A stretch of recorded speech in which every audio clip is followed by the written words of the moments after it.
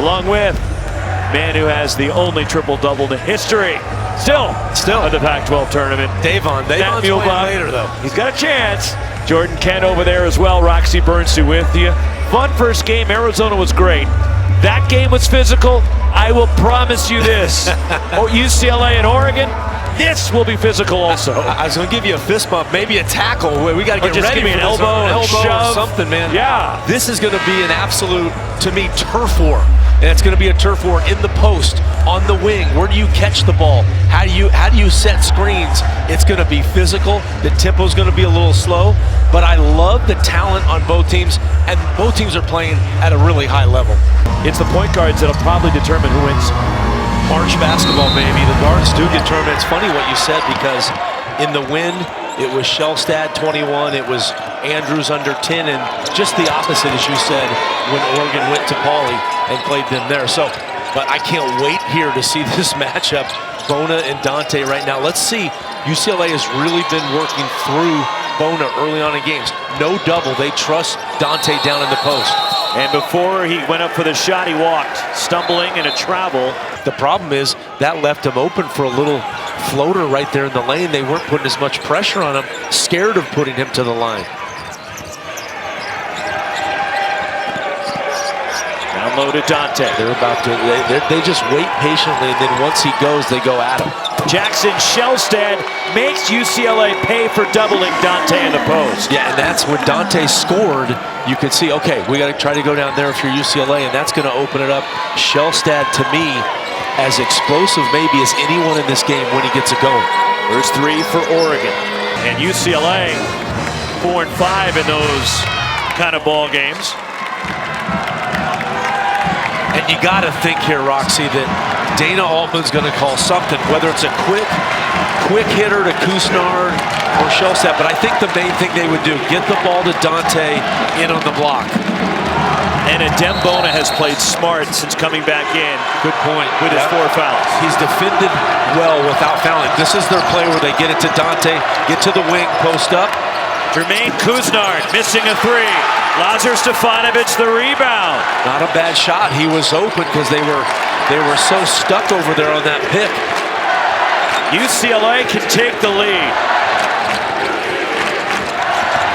Dylan Andrews, a high arcer rattles out, and it's tipped out by Oregon.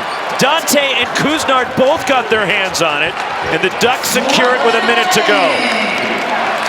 Tough shot out of the double team, and pops in, and finally Dante got the friendly bounce. How often do you see a jump hook hit the back part of the side rim, pop straight up, and go in? Not very often. 22 for Dante. About a 6-second differential. Dylan Andrews drives. Kusnard, good defense on that first play right there with Andrews. Longer this goes, you need a 3. Andrews, wow. A high arcer over Dante. 1-point game, 11 seconds left. Well, that was impossible. Talk about a high degree of difficulty for Dylan Andrews. He threw it higher than the backboard, almost up to the scorer's clock, the shot clock. Look at this. Kusnard had played really good defense before the help comes. Look at how high that goes over the backboard. Did he get a piece of it? I think he might have. Almost wonder if he should miss this one in a way, just because the shot they may get is a 3. And now Berke Buchengel runs to the table to check in. You know, because if you missed on that one, they would have had to do something off of a missed rebound, somehow get it up the court. Not easy. Now they're set up to run their home run play. This is a play that everybody runs. You try to throw it somewhere maybe near the top of the key. The Christian Laettner play, sort of. With the Craig Smith play against UCLA. Craig Smith. There comes Dylan Andrews.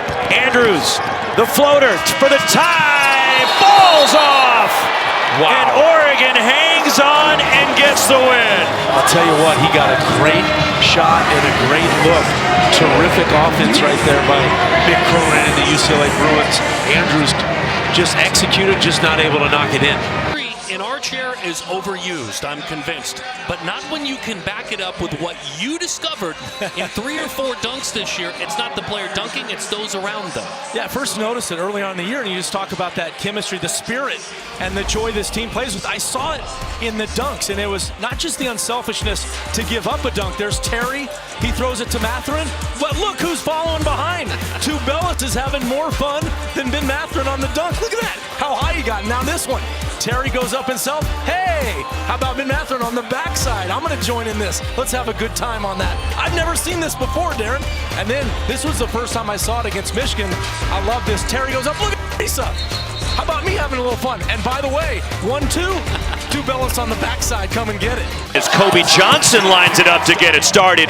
And that's a big reason, Matt, why USC has been really good recently. It's not just Boogie Ellis and Isaiah Collier.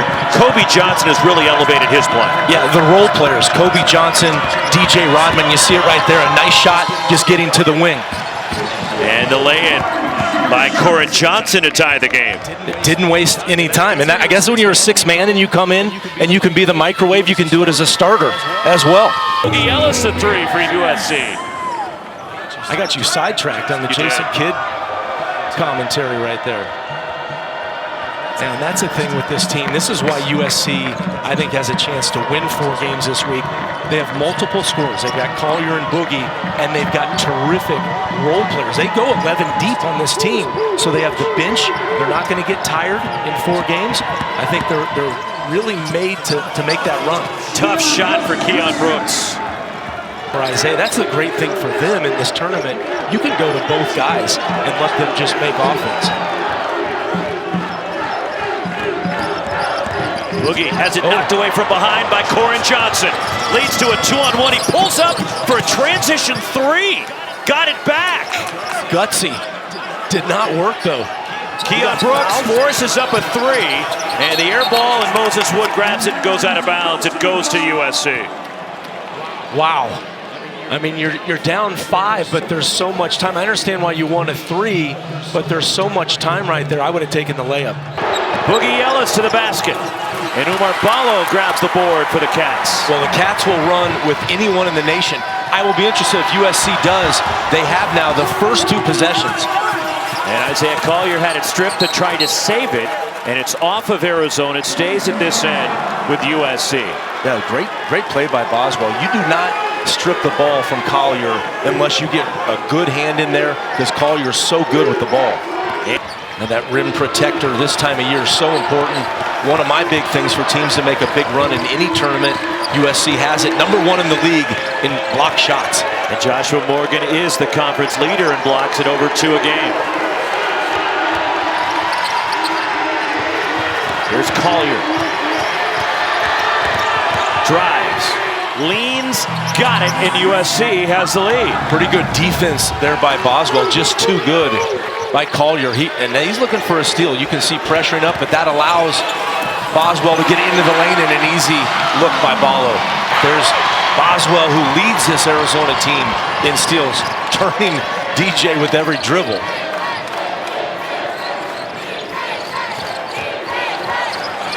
Alan Boswell launching a 3. Umar Ballo underneath.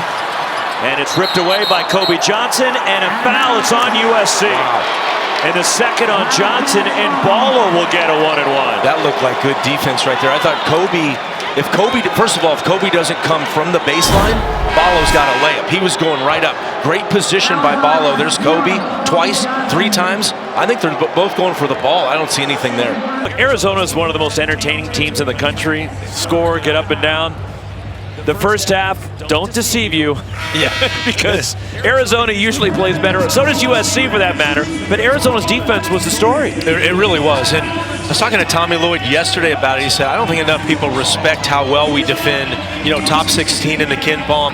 But I think it's more than that when they really get locked in. Because there are games they're not locked in. We saw them against SC last Saturday. I think it may be the Richard Jefferson hangover on that game. But I mean, they are locked in tonight. Great kid on and off the floor, and I'm going to miss watching him play for USC. I am too, Roxy. Respect him a ton, how he plays. He's a dog, man. He's an alpha. He goes out, he takes big shots, always has. And I think he's been the guy for this team. It was an uneven season for them, no question, right? It was one of those things, higher hopes. That's tough to deal with, all the injuries, but really appreciate how he handled himself and just how dang good he is. So well, gets on the glass. You're like, where's this guy coming from? I thought we just got rid of a good player in Caleb or Boswell or somebody, and he has been terrific. Kylan Boswell missing a 3, and just to put a bow on that conversation, Matt, I've had a lot of double-doubles too, but they happen to be In-N-Out Burger. Come on, man. I know you hit the game winner at Pinewood, so we're going to have to go back and find that video, Roxy. I've got it somewhere. I know you do.